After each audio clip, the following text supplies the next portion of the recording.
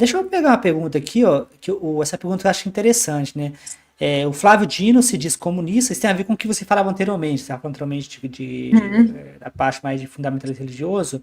Essa pergunta é interessante porque recentemente eu vi com essa bagunçada da família em conserva, né? O vídeo da família em conserva, Uhum. aí o pessoal começou a postar outras coisas, né? Eu não sei se é verdade, se é artificial, se é inventado, mas aparentemente no carnaval, mas eu não sei se foi inventado, artificial, sem imagem, se isso aconteceu de verdade, mas eles colocaram uma foto de alguém no bloco de carnaval puxando Jesus Cristo, todo sangrando, o diabo puxando Jesus Cristo. Aí diz assim, ó, a esquerda ri do seu Jesus Cristo, né? Eles falam como se a esquerda fosse ateia. A esquerda não é ateia, pessoal. A esquerda é católica. Então, assim, isso que ele está falando aqui, o Dino é católico, mas a esquerda tem senso crítico, né? É os evangélicos que não têm. Os evangélicos acham que Jesus Cristo é uma figura intocável. A esquerda é católica. O Lula visitou o Vaticano recentemente, a Dilma visitou o Acordo de Santa Sé. O que nós temos no Brasil é uma briga entre católicos e evangélicos. Os evangélicos apoiam o Bolsonaro e os católicos apoiam a esquerda, que é o Lula, né? Não sei o que Em você acha parte, né? disso. Só o pessoal da teologia da libertação, porque a igreja conservadora ortodoxa, a maioria dos padres não apoiam, né? Eu tenho aqui Você fala um apoia quem? O padre Lula ou o aqui, Bolsonaro? apoia a esquerda, o Lula, né? Não apoia a esquerda. Teve padre aqui com vídeo, né? Falando mal do comunismo, né? E falando contra. Então a gente tem na Igreja Católica a gente vai ter o pessoal da teologia da libertação. Eu vejo hoje, por exemplo, essa esquerda, a gente tem que entender ela no seu lugar, o Dino, o Lula. Essa galera que viveu a ditadura, esses dinossauros da esquerda que estão vivos ainda, que viveram a ditadura, A própria eles Dilma, viram né? A Dilma foi torturada. a Dilma, eles viram que seria impossível chegar ao poder e fazer o mínimo possível de políticas públicas de redução de desigualdade social, indo contra a religião da maioria da população. Então, eles têm que apaziguar o discurso para poder conseguir voto, porque imagina assim, vai uma pessoa que nem eu lá, né, falando de Jesus desse jeito, eu não vou conseguir voto de praticamente 80% da população, estou chamando Jesus de maluco. E teve gente que me chamou para participar de partido político, falou assim, você tem que amansar o discurso.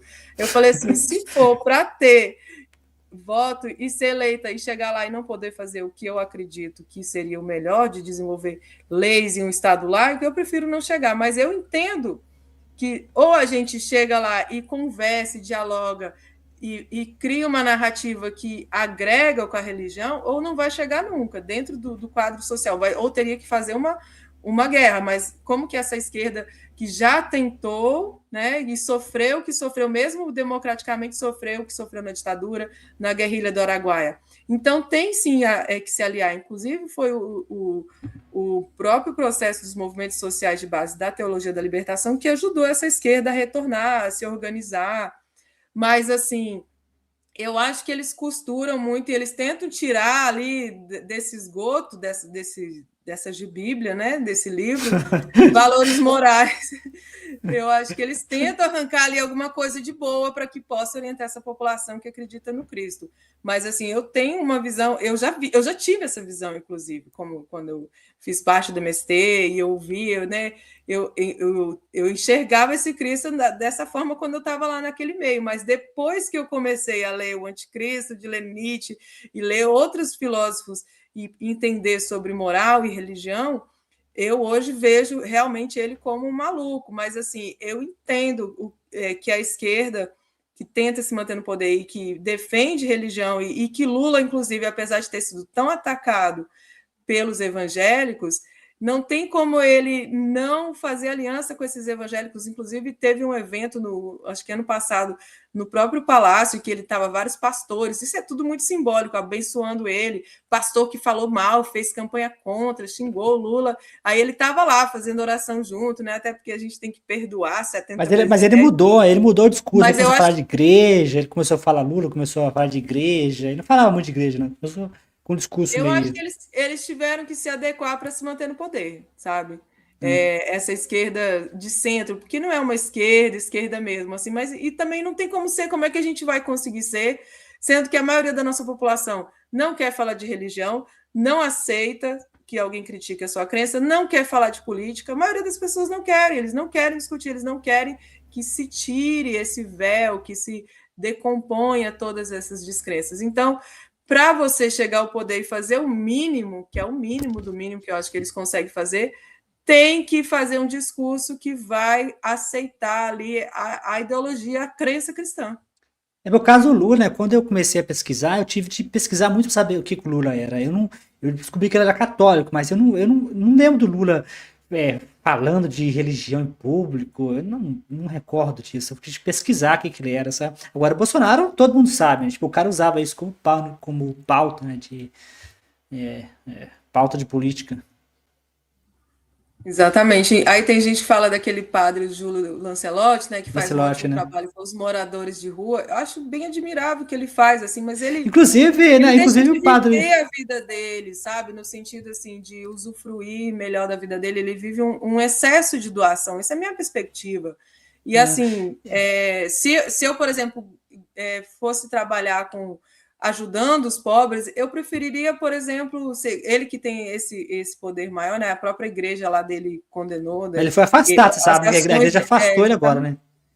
eu, se fosse ele com o capital político-social que ele tem, eu iria me candidatar e me eleger e fazer muito mais do que ele faz, dando comida para as pessoas na rua, fazer políticas públicas, utilizar o capital político-social que ele tem para chegar ao poder, ou ser um assistente social e agir de forma mais estratégica e organizada, porque tem até um vídeo que eu fiz essa semana, assim, como que a religião contribui para a manutenção e para o aprofundamento das desigualdades sociais, é fazer com que as pessoas, principalmente os cristãos, façam a caridade que é discricionária, geralmente no final de ano, faz lá a fotinha para parecer que é uma boa pessoa, mas no fundo, lá atrás, ele está defendendo governos que promovem a desigualdade, que não investem em política pública, que vota contra o gás, contra a Bolsa Família, contra a educação pública de qualidade, contra o sistema público de saúde. Então, é uma moral totalmente hipócrita. Por quê? Porque o cristão em si, ele não gosta de se sentir igual e de justiça social de verdade. Ele gosta de se sentir superior e de que ele merece os privilégios sociais e o capital político-social que ele tem através da sua ideologia religiosa. Então, essa crença, ela, ao invés de a gente falar assim, não, isso aqui é um direito pela dignidade humana, ela vai atuar dentro da promoção do ego daquele que faz caridade de vez em quando, ao invés de apoiar governos de fato que vão defender os direitos humanos, a dignidade humana, né, a redução das desigualdades sociais, o respeito às terras indígenas, o respeito à religião dos outros. É uma religião de dominação e controle mesmo. Deixa eu pegar um comentário aqui, tem a ver com o que a gente